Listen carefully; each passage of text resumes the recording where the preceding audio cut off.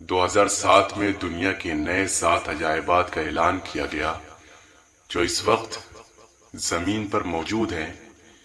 इनकी मुख्तसर तफसील कुछ इस तरह है। पहले नंबर पर अजीम दीवार चीन। अजीम दीवार चीन को दुनिया की सबसे तवील दीवार होने का एजाज़ हासिल है।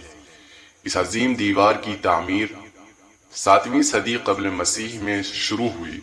2000 साल से ज़्यादा अरसा तक जारी रहने के बाद 1681 में मुकम्मल हुई।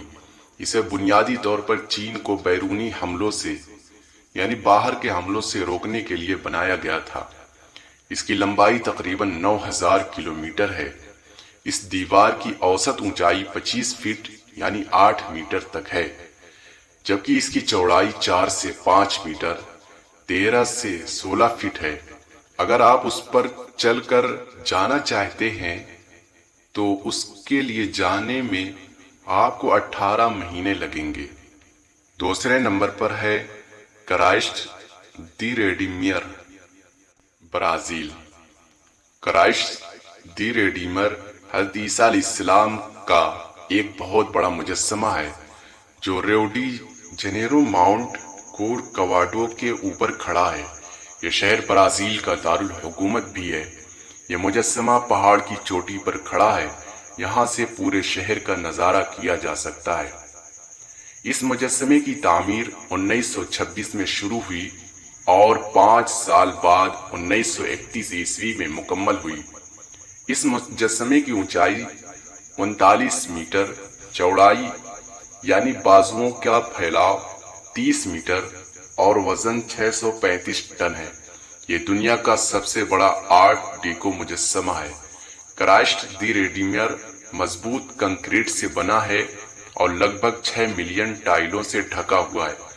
इस मुजस्समे पर अक्सर आसमानी बिजली गिरती रही है और 2014 में तूफान के दौरान मुजस्समे के दाएं अंगूठे की नोक को नुकसान पहुंचा था। इस मुजस्समे ने रियो डी जेनेरो को कुर्रे अर्ज पर सबसे ज्यादा मशहूर सियाहती मकामात में से एक बनाने में अहम किरदार अदा किया है। तीसरे नंबर पर है चैचिन इट्जा, मैक्सिको। चैचिन इट्जा मैक्सिको में यूकाटान नामी जजीरे पर एक माया शहर है जो 9वीं और 10वीं सदी ईस्वी में परवान चढ़ा। यह शहर माया तहजीब का सबसे बड़ा शहर था। चैचिन इट्जा दरअसल माया जुबान का लफ्ज है जिसका मतलब है इट्जा के कुएं के मुंह पर। इट्जा पानी के जादूगर को कहा जाता था। माया कबीले ने मुतअद्दिद अहम यादगारें और मंदिर तामीर किए गए। सबसे ज्यादा काबिल जिक्र कदमों वाला अहराम एल कास्टिलो यानी कैसल है जो मैन प्लाजा से 79 फीट यानी 24 मीटर बुलंद है। मायों को फल्कियाती सलाहियतों का एक सबूत उस अजीम अहराम में 365 सीढ़ियां हैं, यानी शमसी साल में दोनों की तादाद के बराबर सीढ़ियां। गोया इसे खास तौर पर यह फल्कियात के उसूलों के तहत बनाया गया था और वेनिस के लिए एक प्लेटफॉर्म भी है। चौथे नंबर पर पेट्रा, उर्दन। पेट्रा उर्दन का कदीम शहर है जो एक दूर उफ्तादा वादी में वाक़ है। यह कदीम अजूबा कई सदियों से बैरूनी दुनिया से पोशीदा था।